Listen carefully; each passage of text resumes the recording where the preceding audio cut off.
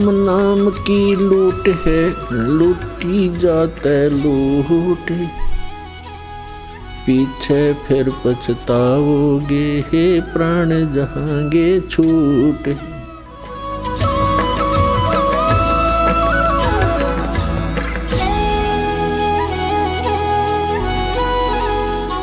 तो पुण्यात्माओं, इस अध्यात्म ज्ञान का हमने कह भी पता नहीं था, हमारे गुरुओं ने भी नहीं पता था, यानी हिंदू धर्म के धर्म गुरुओं ने। अब जो दास ने गुरु मिले उन्हें तो सारा ही पता था, उन्हीं से दास ने सुना है, लेकिन जो पहले अपने गुरु थे धर्म गुरु, उनको कख भी नहीं पता था। तो यहाँ 15वें अध्याय के 18वें श्लोक में कहा है कि अर्जुन, मैं लोक वेद के आधार से, दंत कथा के आधार से मैं पुरुषोत्तम प्रसिद्ध हूँ। क्यों प्रसिद्ध हूँ? क्योंकि जितने मेरे अंतर्गत प्राणी हैं, अब यहां ब्रह्मा विष्णु महेश को सर्वशक्तिमान मान्या करते, ये भी इस काल के अधीन है, ये इनको भी नाच यही नचा रहा है। तो ये कहता है मेरे अंतर्गत जितने प्राणी किस ब्रह्मांड में, उनते तगड़ा हूं मैं, उनते शक्तिशाली हूं, इसलिए मैं पुरुषोत्तम नाम तक प्रसिद्ध हूं। लेकिन उसने स्पष्ट कर दिया उत्तम पुरुषत्व ने 70वें श्लोक में 15वें अध्याय के, कि उस पुरुषोत्तम तक कोई और है और उसकी जानकारी कहता मुझे पता ही नहीं। तत्वदर्शी संत बताएंगे ये दास बताओ कौन है? Kabir is God. Who is Kabir?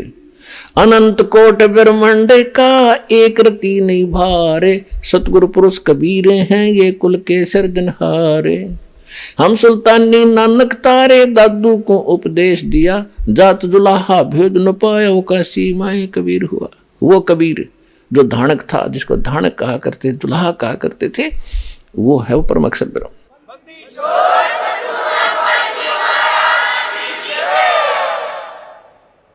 अब वो है आपका पिता। आप इस काल की भांग न पी के अपने बाप को भूल गए। ये दास आपको बताने आया है और यह भांग उतारेगा आपकी। पहले तो ये एंटीबायोटिक कैप्सूल दे के ये ज्ञान सच्चा आपको दिया जाएगा, आपकी भांग उतरेगी। आप कहाँ रह रहे हो? काया तेरी है नहीं, ये माया कहाँ से हो, चरण कमल में ध्यान रखो, इन दोनों को खो।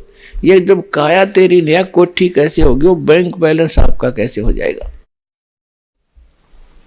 तो ये आपके हृदय में उतरेगी यह बात, और लास्ट में यह फाइनल हो जाएगी जब इसको कई बार सुनोगे, क्योंकि अंदर मैल घना जमा हो गया।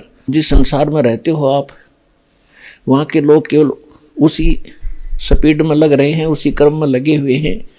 तो आप यहाँ तो ज्ञान सुनकर जाते हो, आपको सही लगता है क्योंकि है ही सही। तो वहाँ जाकर अन्यों के जब कर्म देखते हो, क्रियाएं देखते हो, तो फिर वहाँ आपको भूल पड़ जाती है। इसलिए आपको रह रह कर यहाँ बुलाया जाता है, आपके अंतःकरण को साफ किया जाता है। जैसे कपड़ा मैला हो जाता है तो धोबी के पास भेजना पड़ता है, तो उसको फिर वो मार कूट के साबुन सुबन ला के अटक पटक करके और फिर उज्जवल कर देता है। तो इसलिए आपको यहाँ बुलाना आवश्यक है, क्योंकि एक धोबी घाट है इस अंतःकरण को धोने का।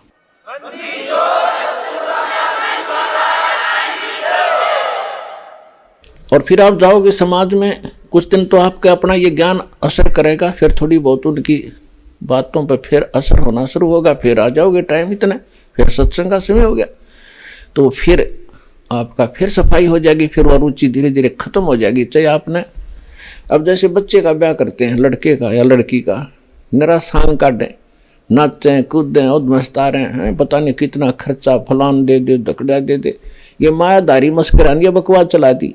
और हमारे जैसे मीडियम से लोग, गरीब आदमी, खाम खा कमर तोड़वाओ अपनी बेमतलब देखम देखा रीस करके। बच्चों का ब्याह कति सिंपल वे से करो। आप अगर सुख चाहते हो, भगवान चाहते हो, अपने बच्चों को सुखी देखना चाहते हो और मोक्ष चाहते हो, तो दास के एक एक वचन पर विश्वास करो। ये गॉड गिवन है, परमात्मा के वचन है, किसी डूम भाट के गीत नहीं, को अपनी तरफ से कोई बनाया हुआ वचन नहीं है। देखो हमारे भगवान आए थे, सारी सृष्टि के रचनहार, सबके पालनहार, एक झोपड़ी में रहा करते थे। क्यों? वो तो एक शब्द में सेकंड के अंदर बहुत बड़ी कोठी बना सकते थे एक वचन से। लेकिन उन्होंने हमें दिखाया कि यहाँ इतना भी पर्याप्त है। अगर कोई किसी को इतना भी पर्याप्त है तो संतोष करना, लेकिन इस भक्ति को करते रहो। अब जैसे हम शादी ब्याह करते हैं, इसको कति कम खत्म करो, ब्याह सिंपल वे से करो, मतलब ब्याह तो करो लेकिन ये बकवाद मत करो, नाचना गाना। अब दास ने बहुत से ऐसे इतिहास देख लिए कि सामने कूद रहे हैं, नाच रहे हैं, डीजे बजा रहे हैं, और दुर्घटनाग्रस्त हो गया, वो लड़का मर गया जिसके ऊपर नाचे कूदे थे, जिसका विवाह था। अगले दिन टक्कर मार रहे हैं, रो रहे हैं। तो बताओ क्या हुआ?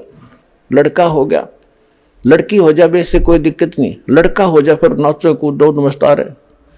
एक ब्याह और शुरू कर दिया, बोला पीढ़िया लेकर आवे 10-20 और जाओ उस गेला, ये कोई बात हुई? अब एक व्यक्ति ने 10-12 वर्ष के बाद पोता प्राप्त हुआ, यानी पुत्र, उसका दादाजी हुआ था। दादाजी ने कहा भाई अपने पोते की खुशी में मैं बड़ा यज्ञ करूंगा। 10-12 गांव को आमंत्रित किया, खूब पैसा जुटाया, खूब दारू दूरू पियाई, शराब पियाई, नाचे कूदे। अगले वर्ष जन्मदिन आने से पहले पोता मर गया। अब टक्कर मारे सारा कुनबा, अब मना ले जन्मदिन, अब नाच कूद ले, बना खुशी। तो इस गंदे लोक में आप भांग पी कर नाच रहे हो, अज्ञानता के अंदर ये बकवाद कर रहे हो। यहाँ तो एक एक सांस गिन के काटना पड़ेगा आपने, जब आपको ये ज्ञान हो जाएगा। ये बकवाद नहीं भावोगे।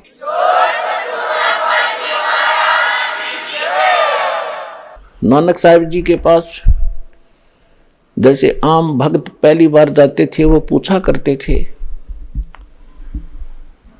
कि महाराज जी आप कभी खुशी दिखाई नहीं देते, क्या आप सदा ऐसे ही रहते हो, आप कभी खुशी दिखाई नहीं देते? तो नानक साहिब जी कहते थे भाई हमें पता लग गया हम कहाँ बैठे। हम प्रतिदिन अपनी मौत की तरफ जा रहे हैं, मुंह बाएं खड़ा हो मौत रूपी अजगर, और हम नाचते गाते उसकी तरफ जा रहे हैं। भांग के नशे में जा सकता आदमी, और जिसका नशा उतर जाएगा, सामने दिखा कोई सर्प, अजगर तो बहुत बड़ा हो से, सांप ने देख कर वापस भाग ले, यानी बचाव का कोई प्रयत्न करे। और आप खुश हो रहे हो और मौत की तरफ जा रहे हो, रोज एक दिन कम हो रहा है, मौत के निकट जा रहे हो, फिर भी नाच कूद रहे हो, तो तुम्हारी अकल गाम चली गई, तुम्हारे पास नहीं रही। नानक साहब ने कहा कि ना जाने काल की कर डारे, और किस विध ढल जा पास आवे, और जिनाते सरते मौत खुड़क दी, उन्होंने केड़ा हासावे। ना जाने कब के बिजली गिर जा, नाचे कूदे। प्रधानमंत्री जा रहा था पोलैंड देश का, पूरे मंत्रिमंडल के साथ किसी का शोक व्यक्त करने, और खुद एक्सीडेंट हो गया, पूरा का पूरा मंत्रिमंडल 95 आदमी मर गए। बता आगे क्या बनेगा? आगे हमें पता, परमात्मा के ज्ञान से गधा बनेगा और कुमार कब फंसेगा, कट पर लठ बाज जाएगा उसके, भूल गया भगवान, हो गया प्रधानमंत्री, जो काम करना था इस जीवन से उसको भूल गया। इसी प्रकार एक मुख्यमंत्री जा रहा था पीछे आंध्र प्रदेश का, अपने खूब पता इन बातों का, फिर भी याद दिलाई जाती हैं। सत्संग इसी को कहते हैं जो भूली बात याद दिलावे। उस मुख्यमंत्री की प्रतीक्षा में उसके स्वागत के लिए मालाएं, नोटों की माला, फूलों की माला लिए खड़े थे, और पता नहीं क्या साल आ रहे थे, ये सुख देगा, ये साइन कराऊंगा, मैंने फलाना बेनिफिट हो जाएगा। वो हेलीकॉप्टर एक्सीडेंट हो गया, 3 दिन में था उसकी लाश पाई थी, और गादड़ घसीट रहे थे उसको गिद्दड़। ऐसे ही एक अरुणाचल का मुख्यमंत्री, ऐसे 7 दिन में उसकी लाश पाई थी। उसका अभी पीछे की बात है, हेलीकॉप्टर दुर्घटनाग्रस्त हो गया, और कितने अंधे हो गए हम। एक गवर्नर था पंजाब और हिमाचल प्रदेश के, उसके पास 2 चार्ज थे, 2 स्टेट के। और समाचार पत्रों में आपका तो याद नहीं, दास ने खूब याद है ये बातें। समाचार पत्रों में पता चला एक बार वो रिटायर होने से पूर्व कुछ दिन पहले उसने सोचा हिली स्टेशन पे, यानी पहाड़ी क्षेत्र में बढ़िया कोठी बनाऊंगा, वहीं ठाठ से रहा करूंगा। उसने 3 करोड़ रुपए अपने हेलीकॉप्टर में लेकर एक प्लाट का सौदा करने जावा था, अपने परिवार को साथ बैठा के। और 3 करोड़ रुपये पहले जी 100 के नोट होया करते, इनमें वजन घना हो जाया करता। और उस रास्ते में वो एक्सीडेंट हो गया, उसका हेलीकॉप्टर, आप भी मर गया, उसका परिवार भी मर गया। और वो नोटा ने बकरी खावे, भेड़ बकरी खान लग रही है, नोट पड़े पड़े उड़ते अंडे। और फिर कहते हैं उसके तय खाने में सरकारी आवास के अंदर 40 करोड़ रुपये पाए, 40 करोड़। और उस समय आज के तो 4 अरब समझ लो तुम। तो पुण्यात्मा अब के लेकर जाएगा, ये इसको कहते बेगार। कितना अच्छी किस्मत का आदमी था, गवर्नर तक की पद प्राप्त कर लिया। जो कह रहे कि गवर्नर लाग रहा है तू, वो गवर्नर भी लाग रहा था और के हालत तो मरिया। और आगे क्या होगा? फिर पीछे तू पशुआ की जय दीजय बैल बना, 4 पैर जंगल में डोले तेरा तो ना पेट भरे। फिर पीछे तू पशुआ की जय गद्दा बैल बनाई, ये 56 भोग कहाँ मन बोरे की तो कुरुडी चोरने जाई। टूटी कमर पजावे चड्डे तेरा कागा मांस गिलावे। अब ये दुख अब भूल गया पा। हमने सोचा नौ किसने देखा, जिन्हें देखा वो बतावे और भगवान आके बतावे, फिर हम उनसे भी ओवरटेक कराएंगे, भगवान से भी ऊपर चले जाएंगे हम। वो तो फिर हमारी बकवाद होगी, हमारी मूर्खता और कोई सात बोल देरी होगी, हमारी कोई करड़ाई है वह, जो हम भगवान के इन वचनों को अनदेखा करेंगे।